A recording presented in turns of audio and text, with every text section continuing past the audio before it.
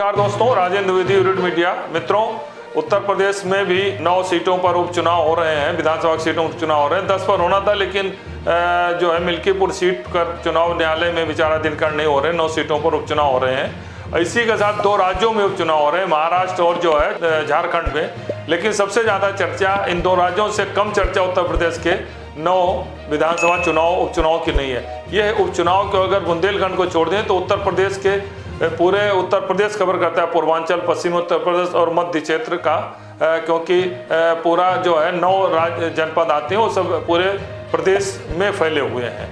अब हम अगर चर्चा जो हो रही है इंडिया और एनडीए चुनाव, तो ना यहाँ पर इंडिया है ना एनडीए है। यहाँ पर 2 चेहरे हैं, एक तरफ अखिलेश यादव, दूसरी तरफ योगी आदित्यनाथ। कल नामांकन प्रक्रिया पूरी हो गई, 13 को मतदान है और 23 नवंबर को मतगणना होगी। मतगणना के बाद जो विश्लेषण होगा, जो समीक्षा की जाएगी, उसमें ना इंडिया होगा ना एनडीए होगा। वहां पर 2 चेहरे होंगे, एक होंगे अखिलेश यादव, दूसरे होंगे योगी आदित्यनाथ। अब किसको ज़्यादा सीटें मिलती हैं या पुरानी जो सीटें हैं बरकरार रहती हैं, 5 में इन 9 सीटों में 4 सपा के थे और 5 जो गठबंधन की, मतलब भारतीय जनता पार्टी गठबंधन की थी, तो ये रेशियो रहता है। तो माना जाएगा कि बराबर की लड़ाई है, दोनों बराबर कुश्ती की जो है बराबर हो गई, बराबर होगी पॉलिटिकल। इसमें अगर संख्या कम बढ़ती है, योगी आदित्यनाथ इन 5 से सीटें ज़्यादा बढ़ाते हैं, तो निश्चित रूप से उनकी भारतीय जनता पार्टी में उनका कद बढ़ेगा।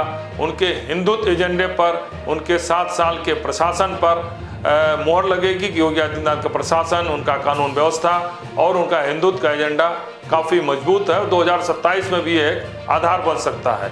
लेकिन अगर हारते हैं तो एक बार फिर लोकसभा चुनाव की तरह योगी आदित्यनाथ के विरोधी लखनऊ से लेकर दिल्ली तक सक्रिय होंगे।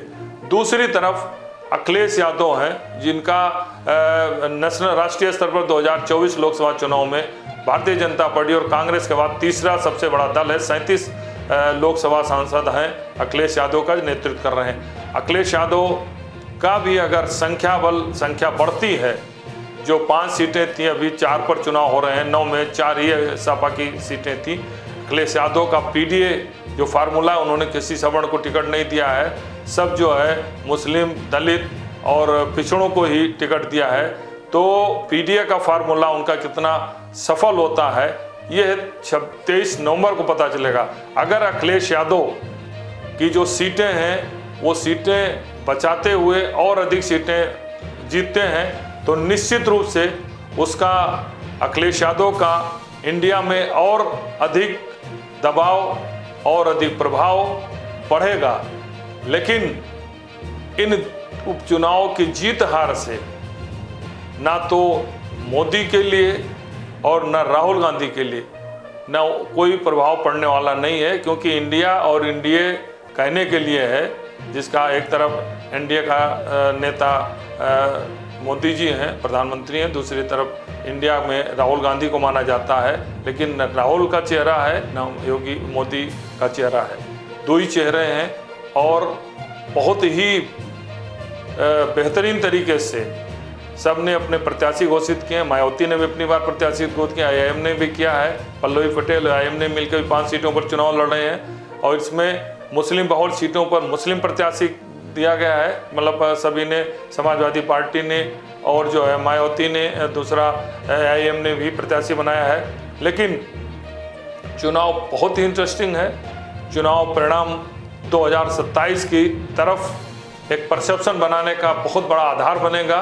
और 2 मुख्यमंत्री, एक पूर्व मुख्यमंत्री, एक वर्तमान मुख्यमंत्री के पद और कद प्रभाव का भी आकलन 23 नवंबर को होगा, जब चुनाव परिणाम आएगा। धन्यवाद।